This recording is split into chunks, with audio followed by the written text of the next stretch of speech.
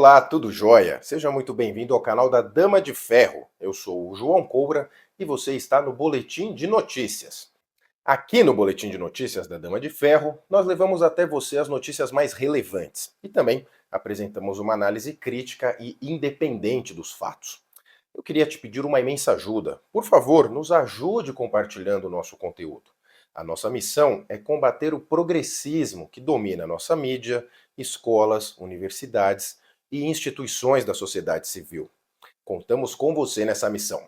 Então, vamos às principais manchetes. Caso Vinícius Júnior ganha o mundo.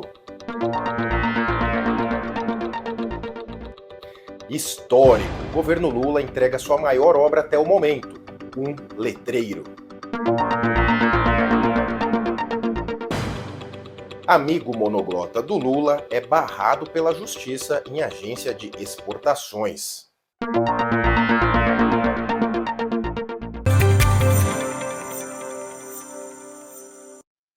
O caso do Vinícius Júnior ganhou o mundo. A polícia da Espanha prendeu 7 pessoas por ataques racistas ao jogador Vinícius Júnior. Ao todo, 7 pessoas foram presas por ataques racistas contra o jogador. 3 por gritos na partida de domingo no estádio e outras 4 por um boneco enforcado que foi colocado num viaduto simulando o Vinícius. A partida no estádio Mestala chegou a ser paralisada por cerca de 8 minutos no segundo tempo por causa das ofensas contra o brasileiro. O Vinícius denunciou nas redes sociais que é vítima de uma perseguição e apontou que a Liga Espanhola de Futebol, a La Liga, nada faz para impedir a violência e responsabilizar os culpados. Naturalmente, o governo Lula tentou se promover em cima do caso, mas ninguém levou a sério, com exceção da Rede Globo.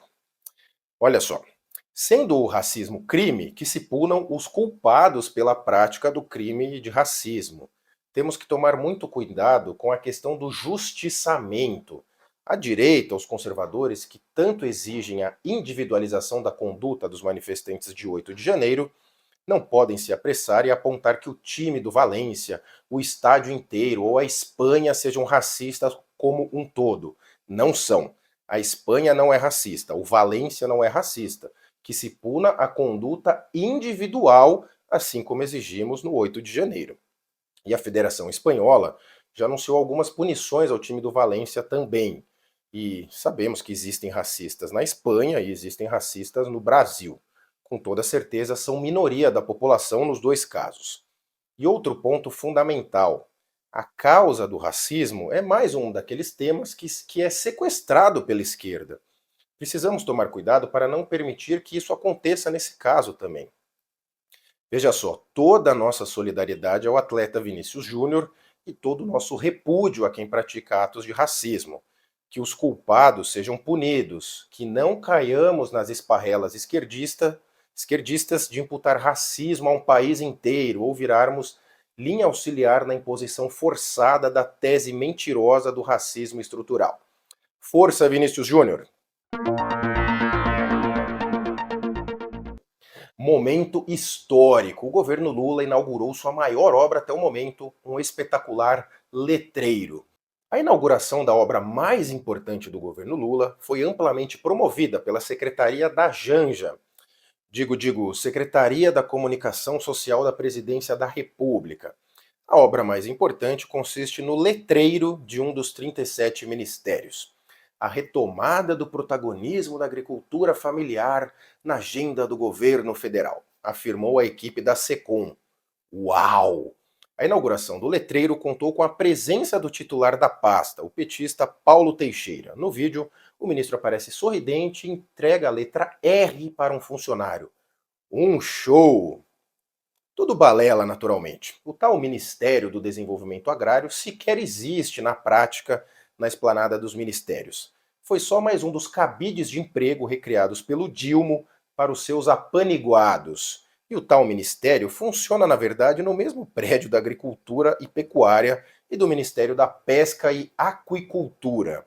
O tal MDA não foi o primeiro letreiro inaugurado com pompa pelo time do pavor do Lula.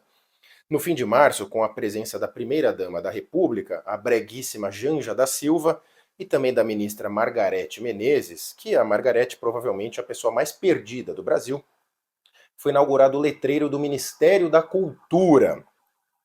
Olha, a mídia tradicional brasileira tem as mãos sujas de sangue. A volta do Lula foi amplamente patrocinada pela imprensa mainstream. Não há um só ministro do Lula que seja técnico em sua área. Todos são loteamento político.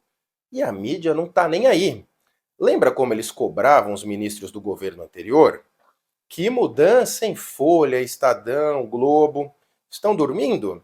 Todo mundo está vendo o que vocês estão fazendo, grande mídia.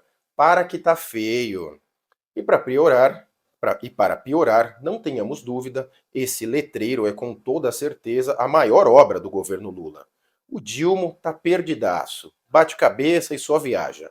Os fiadores da volta do Lula à cena do crime assistem de camarote às barberagens do desmiolado Dilma e estão só esperando o momento de agir. E quando o fizerem, será engraçadíssimo. Pega fogo, cabaré!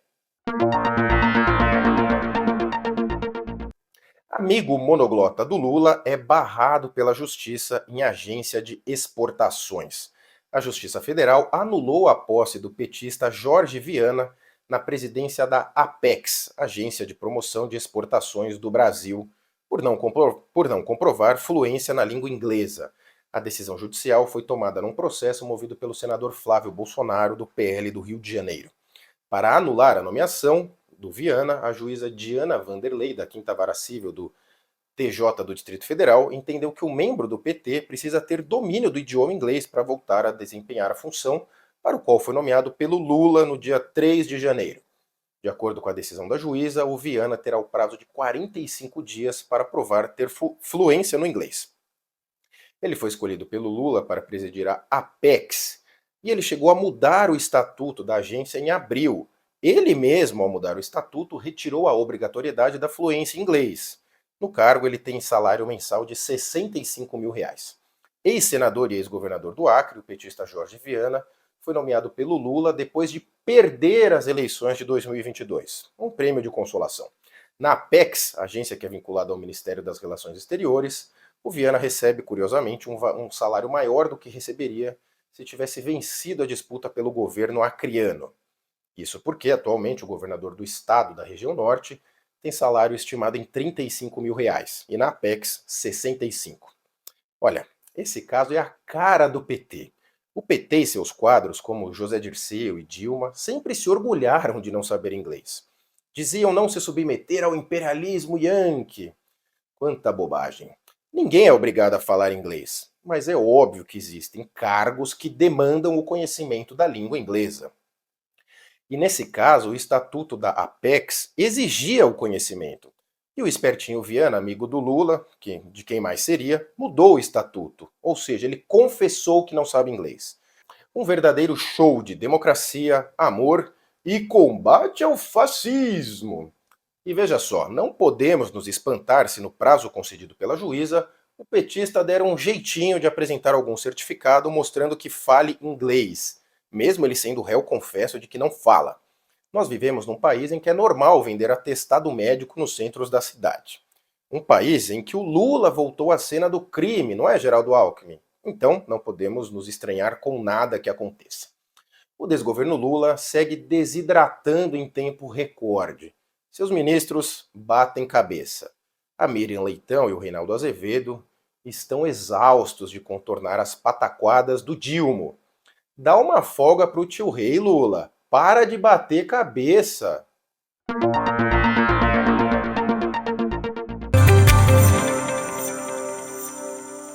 Esse foi o Boletim de Notícias da Dama de Ferro. Conte-nos suas impressões, faça comentários, críticas, elogios. E, por favor, compartilhe o nosso conteúdo. Enfrentamos uma batalha desigual. Enfrentamos gigantes da comunicação que manipulam e mentem para os telespectadores e ainda recebem verba pública para isso. Nós contamos somente convosco. E nos vemos na próxima edição do Boletim de Notícias aqui da Dama de Ferro. Até mais!